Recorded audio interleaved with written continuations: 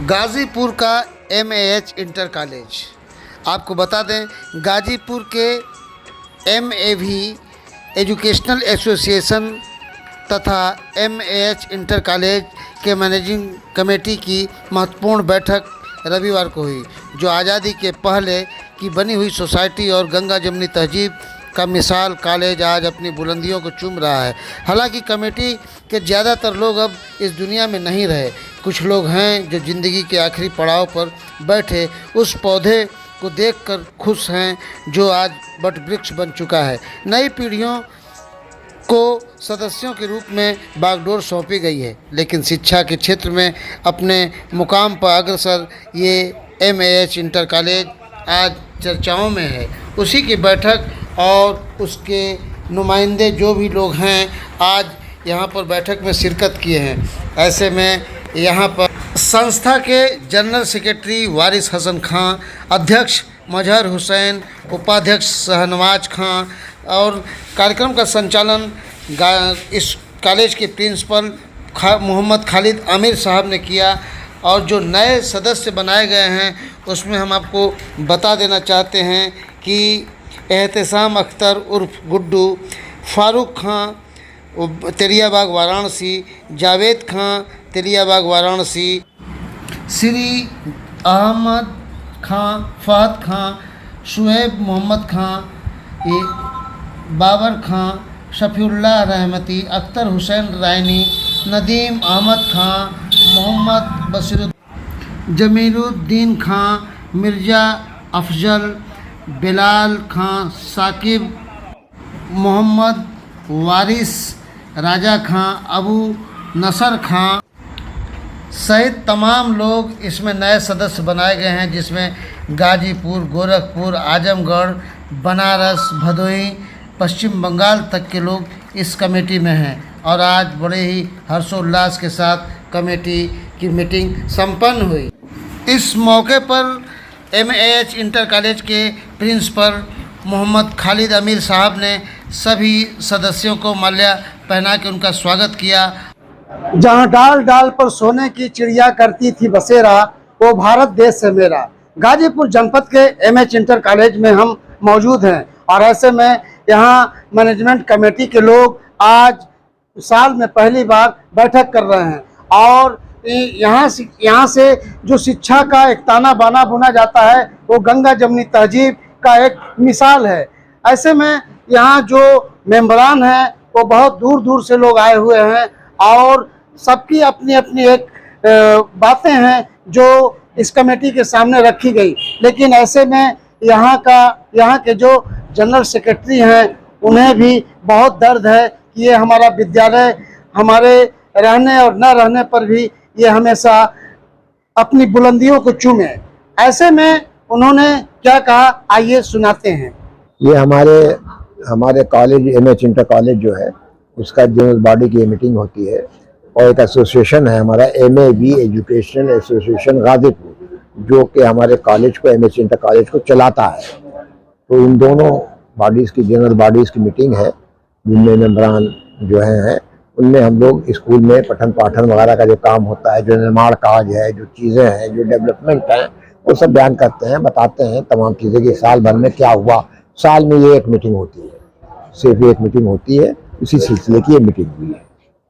तो इसमें जो मेंबर लोग हैं यहीं के हैं या बाहर? नहीं, कुछ बाहर के भी हैं, कुछ यहाँ के, कुछ बनारस के हैं, कुछ आजमगढ़ के हैं, गाजीपुर के बेशतर हैं। ज़्यादा 75% यहाँ के हैं, 25% बनारस, आजमगढ़, ये भदोही। शिक्षा के क्षेत्र में बहुत प्रगति की, इस पर क्या कहेंगे? यहाँ तक सवाल ये है कि यहाँ तक शिक्षा का सवाल है, जो सबसे बड़ी आप कामयाबी देखते हैं हमारे कॉलेज की, उसकी वजह ये है कि यहाँ के शिक्षक बहुत ही लर्नेड हैं। मैंने मिश्र साहब को भी मालूम है, जब से ये आए हैं मैंने जो अपॉइंटमेंट्स किए हैं, ये माइनॉरिटी इंस्टीट्यूशन था, पूरा मैनेजमेंट को पावर होता है।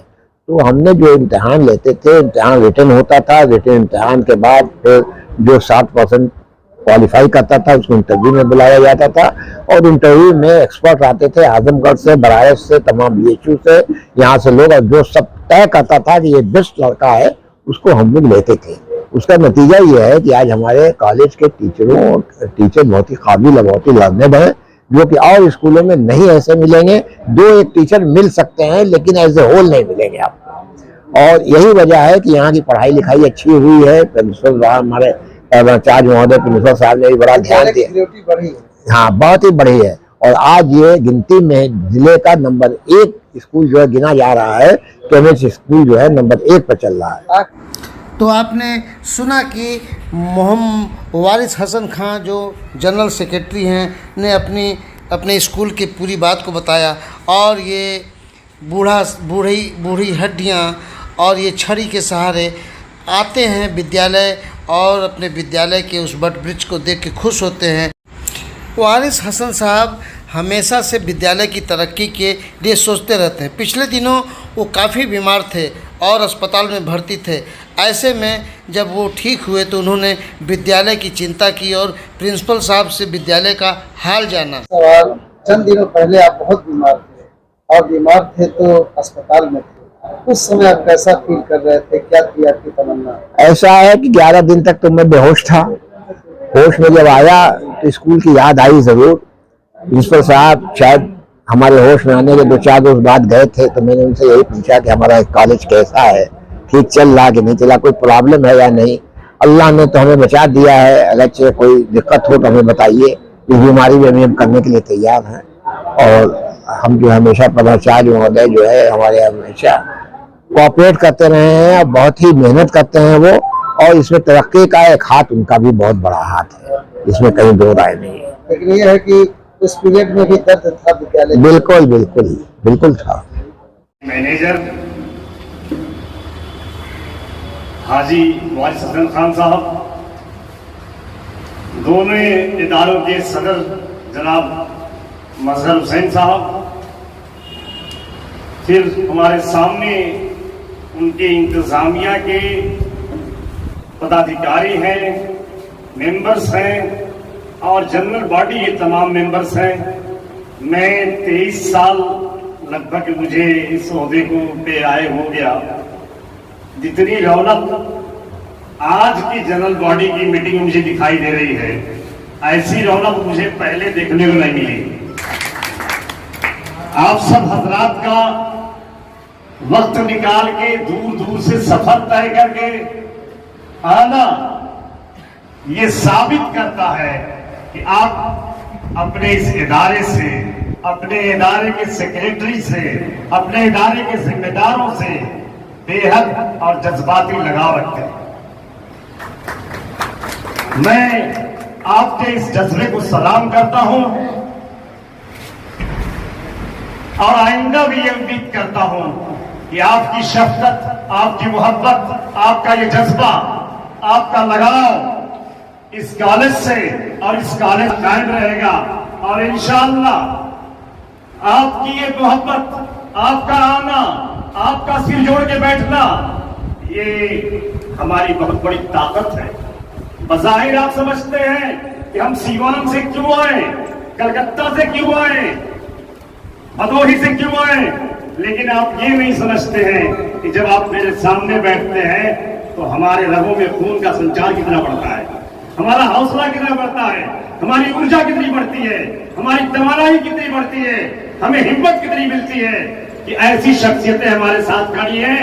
इंशाअल्लाह इस इदारे की तरक्की में कोई रुकावट पैदा नहीं कर सकता जब तक आप लोगों का साथ मिलेगा। मैं अपने ख्यालात को जाहिर किया हूं उस छोटी सी किताब में, सदाए वक्त आपके हाथों में है।